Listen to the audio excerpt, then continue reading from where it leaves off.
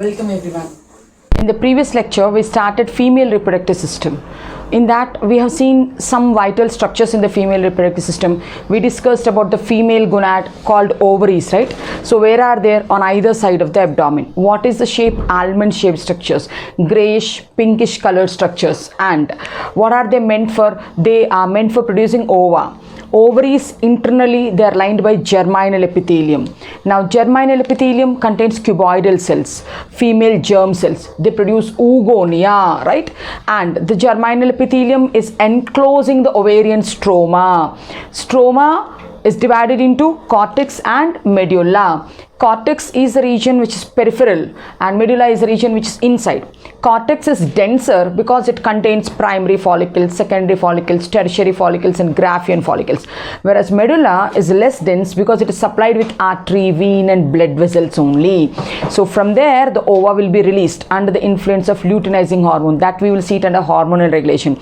The ova which is released from the ovary is sent into an oviduct, fallopian tube, right? This fallopian tube has three parts. Funnel-like structure which is near to the ovary, so is called as infundibulum. What is that called? Infundibulum. The peripheral region of the infundibulum has hair-like, finger-like projections called fimbriae. The ciliary movement of the fimbriae will help to take the ovary. They take the ovary and it has an ostia. Through the ostia, the ova will be sent into the next region. What are the three parts of the fallopian tubule? Infundibulum, ampulla and isthmus. Infundibulum takes the ova inside. Then ampulla is that curved portion. Isthmus is a narrow portion which is connected to the uterus. That also we discussed. And we discussed the fallopian tubes are lined by ciliated columnar epithelium, bronchioles and fallopian tubes. We studied in structural organization of animals chapter. You need to remember the locations, right? And after that, the fertilization will happen in the amphila-isthmus junction. That also we discussed. Then we came to the uterus, which is also called metra, which is also called histra, which is also called womb. So it is having three parts. The upper dome-like portion is called fundus. The middle portion is called as body. The opening is called as, it's an inverted pear-shaped structure. Opening will be there at the bottom. The inverted pear-shaped structure is called cervix. Cervix, which is a cylindrical structure, leads to a canal called cervical canal. Cervical canal opens into vagina. Cervical canal with this muscular tube vagina makes the birth canal, right? And uterus is lined by three layers. Outer one is fibrous layer which is called perimetrium. The middle one is muscular and it is thicker. It is made up of smooth muscles. It's called myometrium. The inner one is glandular and it's folded. It's called endometrium. This endometrium only shows cyclic changes during a menstrual cycle. The thickness of the endometrium, it changes under the influence of the female hormones, right? Perimetrium, since it is outside, protection. Myometrium, if the myometrium contracts, then only childbirth will happen. Endometrium, since it's glandular, so it helps in nourishment of the developing embryo inside. So these three parts we discussed in the previous class. Now the remaining parts of the female reproductive system we will discuss in today's class. So what are left out means, we discussed about ovary, we discussed about fallopian tube, we discussed about uterus also. Left with the female copulatory organ, that is vagina, and then female external genitalia are there. Female external genitalia is called as vulva.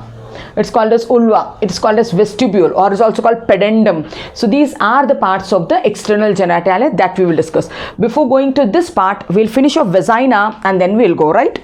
So under female reproductive system,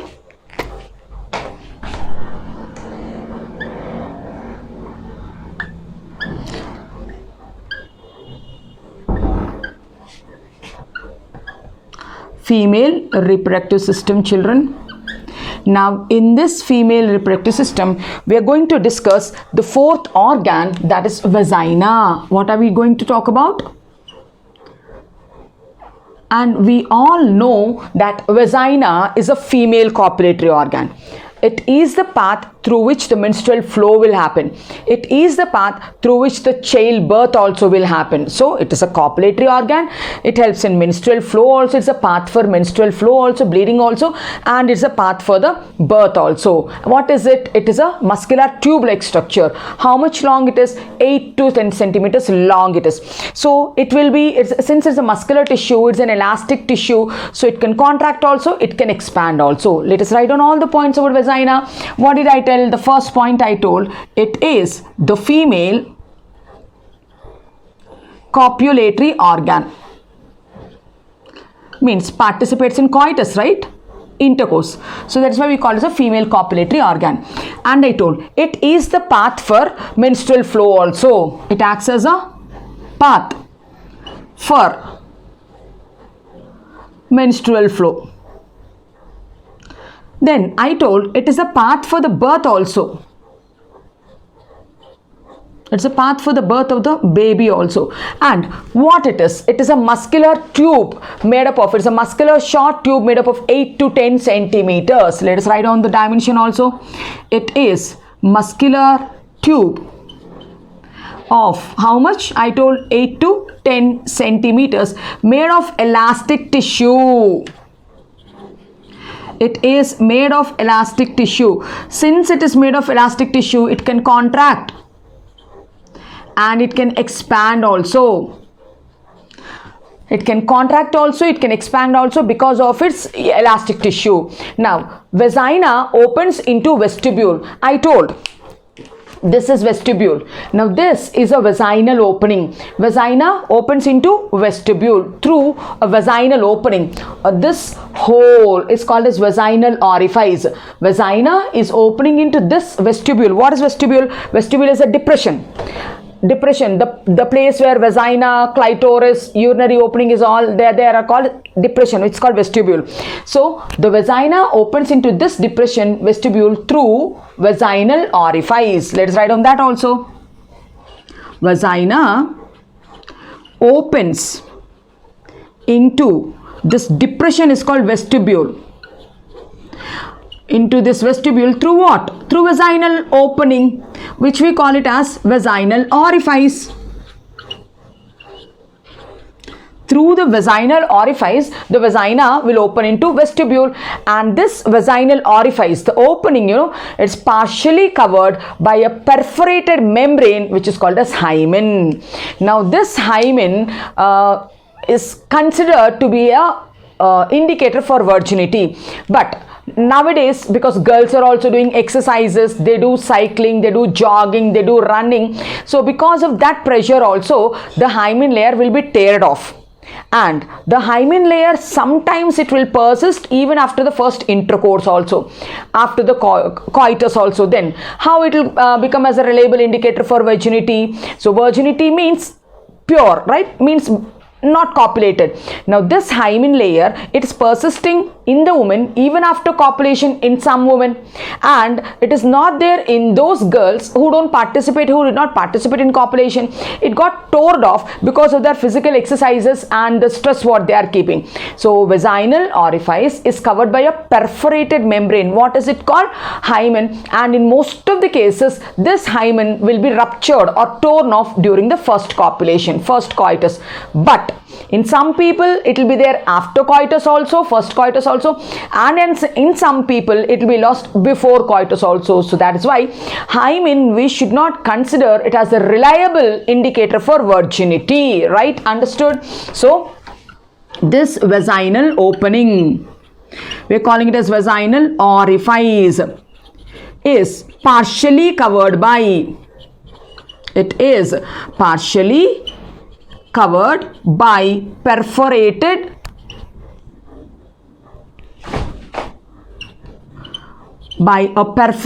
membrane. What is that membrane called? Hymen. You are seeing here, I am telling that this is the vagina and this opening is the vaginal slit, vaginal opening, and these folds on the vagina are called vaginal rugae, and this opening, inside it is covered by a perforated membrane. That membrane I wrote here, it is called as hymen. Okay, and it is called as hymen. Hymen usually ruptures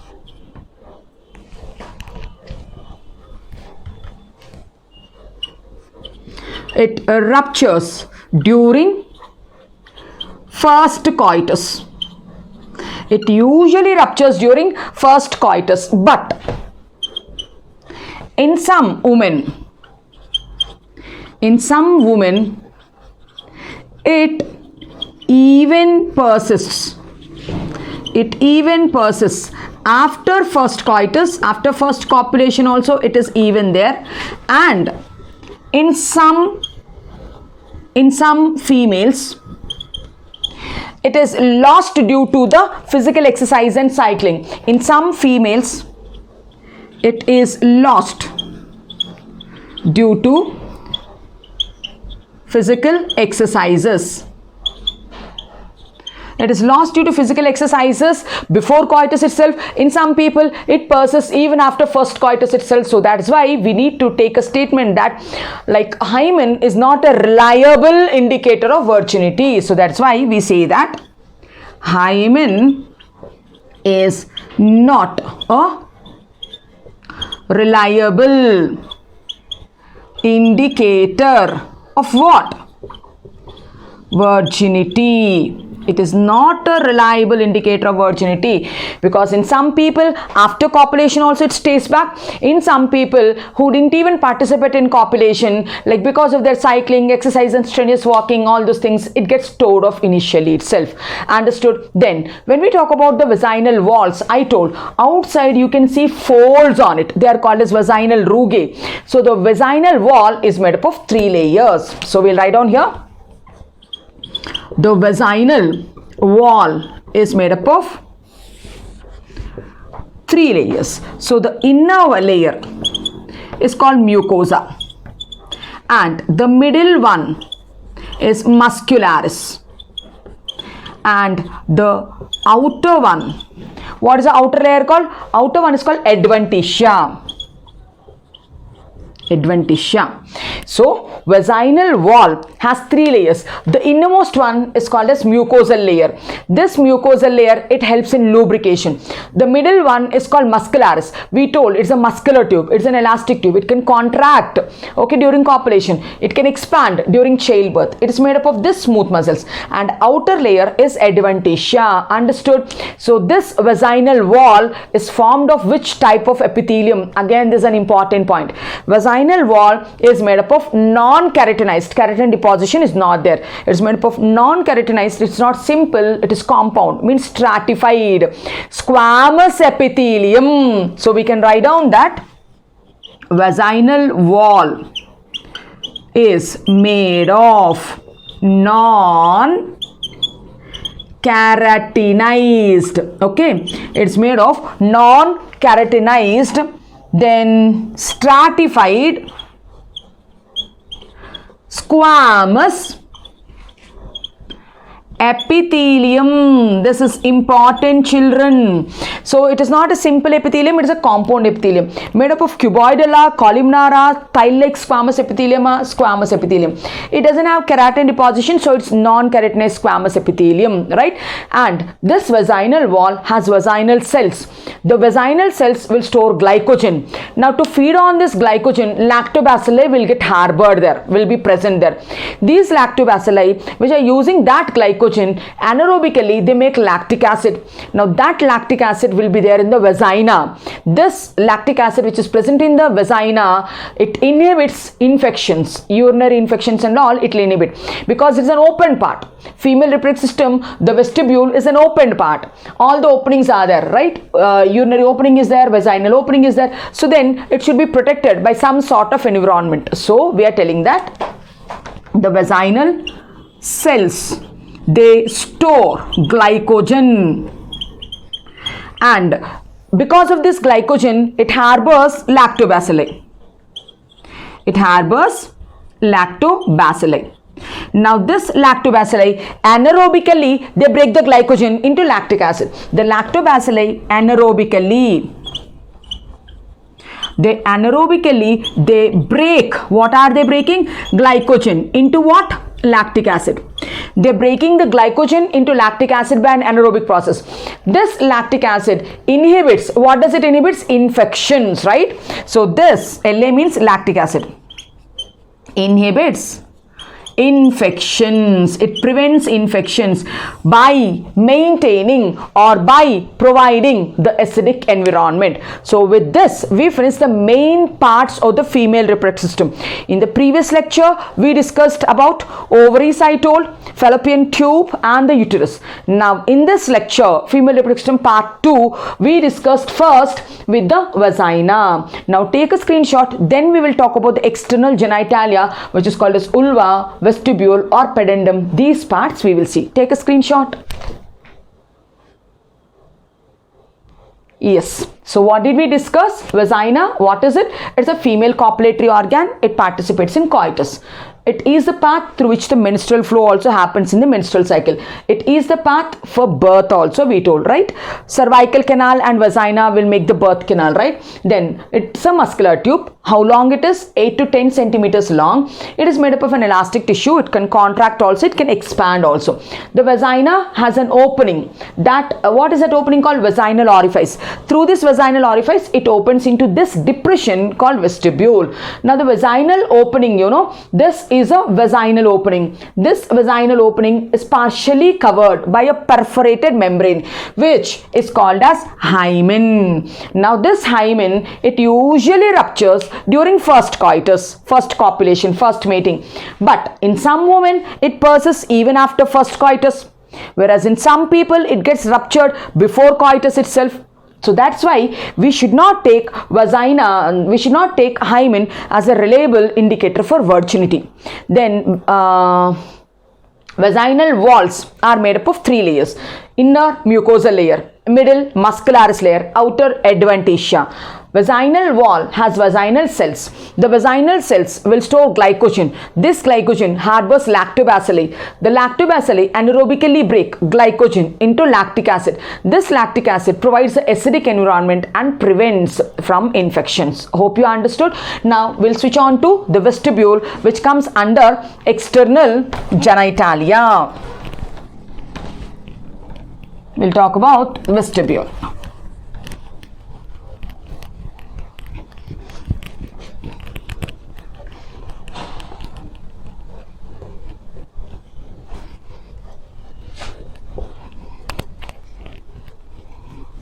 Right.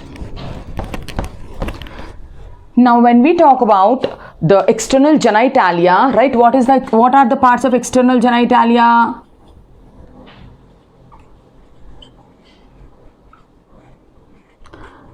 It is also called vulva. It is also called pedendum. It is also called pedendum. Okay, now what is this vestibule? It's also called vestibule. In this external genitalia, it contains a central depression. That central depression is called as vestibule. Now this depression on either sides, this side and this side, you can see this is one side and this side, it is covered by lip-like folds. So labia means lip. This is a depression. Okay, this depression is covered by folds, lip-like folds. The folds which are outside, which are skinny, which is covered by hair-like structures, is called labia majora. Inner one, which are sensitive, right? So which are very sensitive, which are very soft, not having hair, are called as minora. So a pair of labia majora will be there, a pair of labia minora will be there. And then inner to this labia minora, the point where minora are joining, there's a small erectile tissue which is equivalent, homologous to the male penis, but male penis is wider, but this is a very tiny structure. But in terms of sensitivity and all, in terms of sexual pleasure and all, that structure will have the same functions as that of the clitoris, as that of the penis. That structure which is present in the female reproductive system is called as clitoris. There also we told penis is covered by a loose skin, that's called prepuce. Here also the clitoris is covered by a loose skin. That loose skin is called prepuce. Same word here. Here also it is prepuce. Now this outer one is called labia majora, and these inner folds, I took this one as a labia minora, and then this is a vagina, and then above the vaginal opening is a urinary opening. This opening, the circle opening is called urinary orifice. Above the urinary orifice is this pointed structure clitoris, which is partially covered by prepuce, and on the top there is a fatty tissue which is called mons pubis. It's covered by it, backside of it pubic symphysis will be there, and it is covered by pubic hair. Not only this mons pubis is covered by pubic hair, this labia majora are also covered by pubic hair, so they act as insulators. Since it contains fat deposition, they act as insulators. Now the bottom part is anus, right, and this labia minora, they join to make a structure called forchette. This is a place where the lips are joining. It is called forchette or frenulum, and the space between the frenulum and the anus is called perineum. This space between the forchette and the anus is called perineum. And in males there are 3 axillary glands. What are the 3 axillary glands? Bulboethral glands, which are also called Cowper's gland. Prostate gland is also there. Seminal vesicles are also there. Here also, what are the female accessory glands?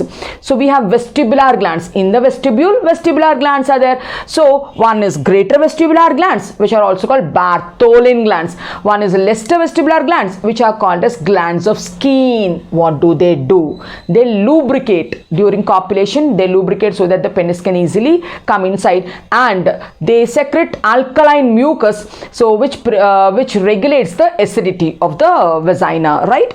So here you can see these glands which are present on either side. This is called lesser vestibular glands, and these glands which are present on either side of the vagina is called as greater vestibular glands. So I think we understood all the parts of external genitalia. External genitalia is also called vulva. It is also called pudendum. Now external genitalia means all these structures together is called external genitalia. All of them are present in a depression. That depression is called vestibule. Now in this vestibule, we are telling that they are covered by lips. What are the lips called? The lips which are outside are called majora. The lips which are inside are called minora. In this picture, we have seen this lip is majora and the inner lip is minora. Then the minora is enclosing this erectile tissue, small erectile tissue called clitoris, which is homologous to the penis. It is also covered by prepuce. Then below the clitoris is a urinary opening through which the urine comes. Below that urinary opening, vaginal orifice is there, and vaginal opening is covered by folds of the skin. That's called vaginal rugae, and I told it's partially covered by a perforated membrane, hymen. The place where the lips are joining is called forchette or frenulum, and this is the anus. The area between this frenulum, forchette and the anus is called perineum. So this we understood. Now let us write down point by point, so it will be notes also for you. Now let's start. So external genitalia, which is also called vulva, which is also called pudendum, it contains a depression.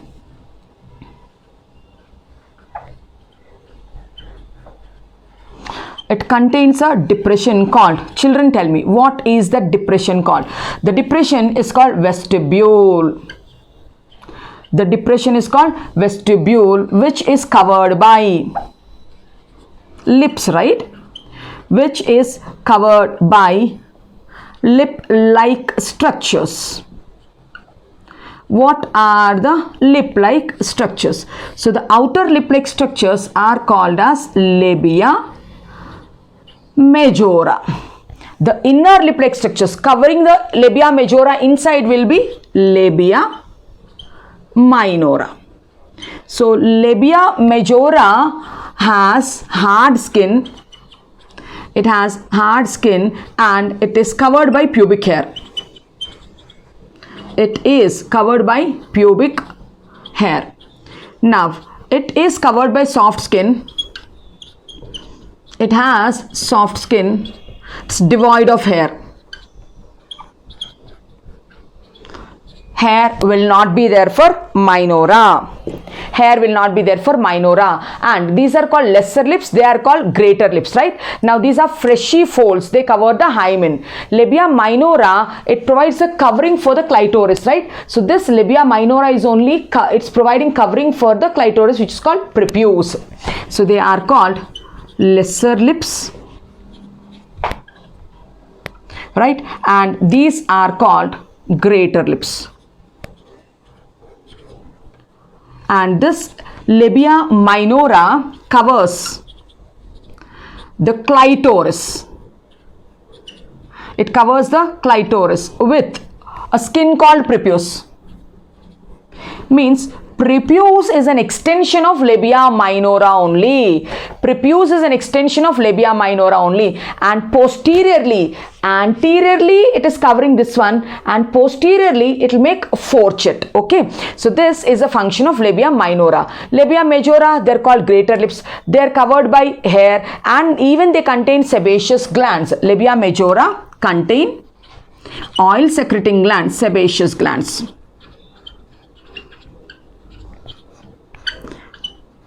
And the overall role of majora and minora is to cover the vestibule. Then we can talk about the erectile tissue called clitoris. Clitoris is homologous to penis in males. Clitoris is homologous to penis in males, and labia majora is homologous to scrotal sacs. We told that these lips will cover the vestibule. There also the testis is covered by scrotal sac. Here majora is the main one which is covering. So that's why we can just tell that labia majora, shall I write it here? Labia majora are homologous to which parts of the male reproductive system? They are homologous to scrotal sacs.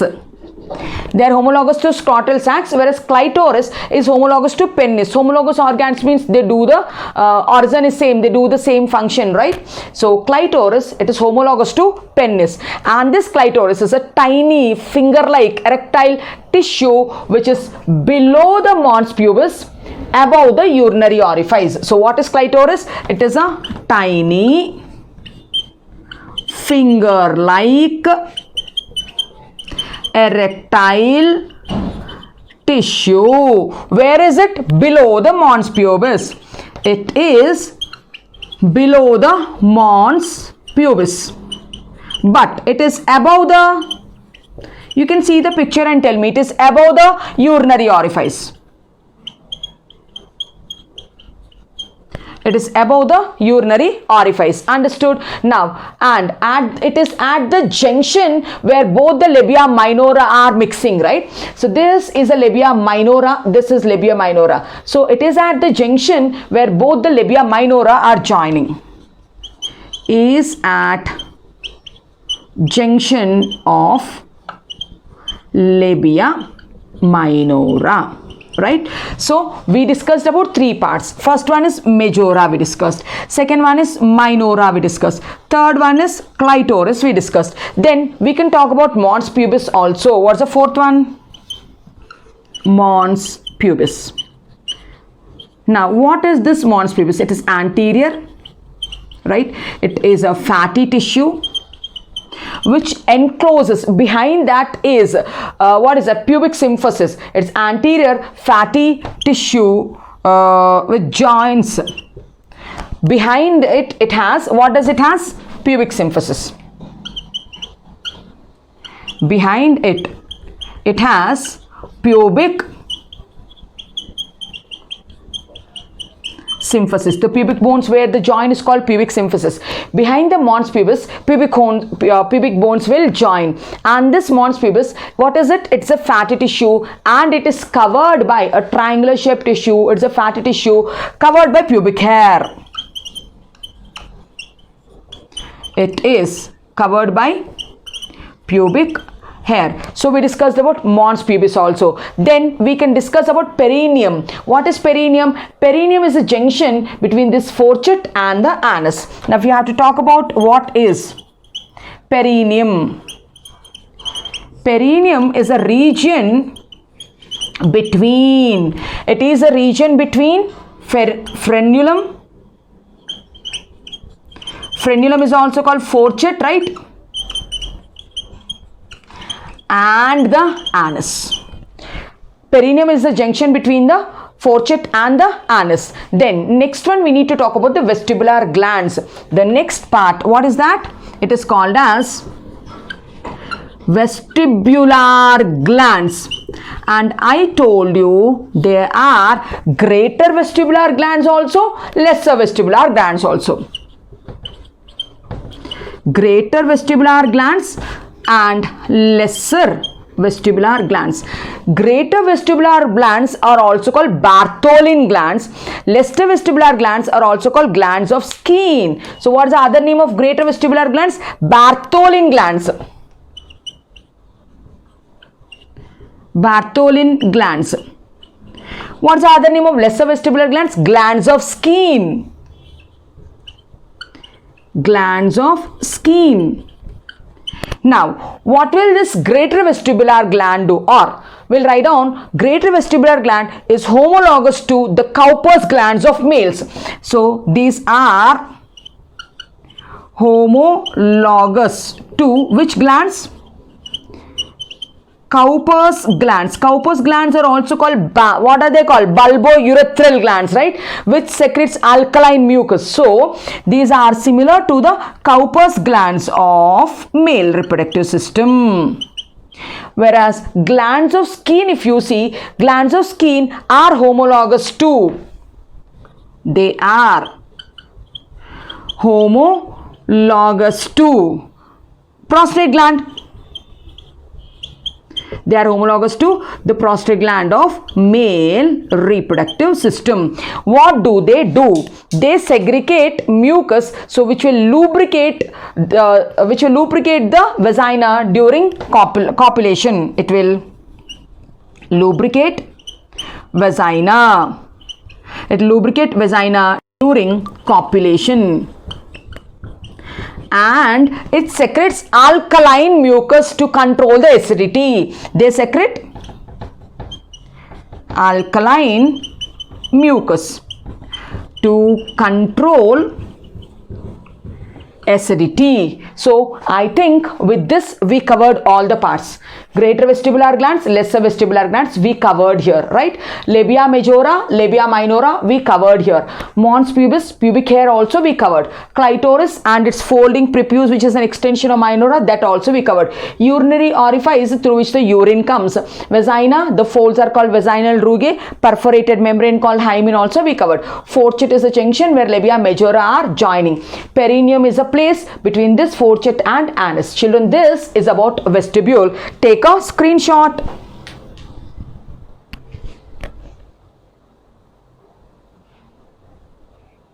Right. So, if we have to see just the homologous structures, I told labia majora, this point is important. It is homologous to the scrotal sacs. They both are doing similar type of functions. And then I told clitoris is homologous to the penis in males. This is again important point. And then we discussed that greater vestibular glands called Bartholin glands are homologous to Cowper's glands. This is also important. Then glands of Skene are homologous to the male prostate gland. This is also important. Hope you understood the content, right? So in 2 lectures we covered the female reproductive system. Now in the next one we will talk about mammary glands and their functioning. So if you like the lectures, like, share and subscribe to my channel. Thank you.